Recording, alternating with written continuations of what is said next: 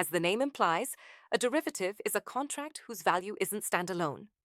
It is derived entirely from the performance of an underlying asset, like stocks, oil, or currencies. Traders generally use these instruments for three main reasons: hedging to reduce risk, speculation to profit from price movements, and arbitrage to capitalize on price differences across markets. The most basic type is the forward contract. This is a private, customized agreement between two parties to trade an asset at a future date. Because these are traded over the counter rather than on public exchanges, they are flexible but come with high counterparty risk, meaning the other side could default. Imagine a farmer named Raj who expects a wheat harvest in 3 months. To ensure he makes a profit, he enters a forward contract to sell 10 tons to Best Bread Co. At 20 rupees per kilos. If the market price drops to 15 rupees, Raj wins because he sells at the higher locked price, avoiding a loss.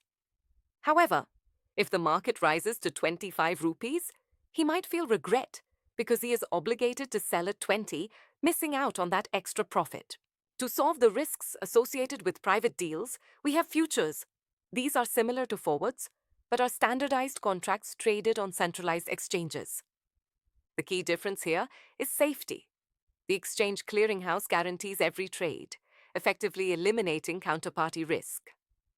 Unlike forwards, futures are transparent, with gains and losses settled daily to ensure stability. While futures obligate you to trade, options contracts offer flexibility. An option gives the buyer the right, but notably not the obligation, to buy or sell at a specific price by a certain date. You pay a premium for this privilege. Whether you are betting the market will go up with a call or down with a put, your loss is strictly limited to the premium you paid, while your profit potential remains theoretically unlimited.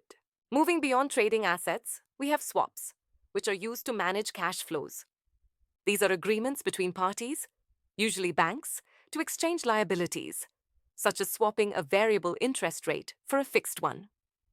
Companies use this to stabilize their finances. For example, a company paying a variable rate might swap with another to pay a fixed rate instead, effectively shielding themselves from the risk of rising interest rates. In summary, each instrument serves a unique purpose. Forwards are for customization, futures for standardized safety, options for flexible rights, and swaps for cash flow management. Your choice depends entirely on the specific financial risk you're trying to manage. If you found this breakdown helpful, please like, subscribe, and share for more financial insights.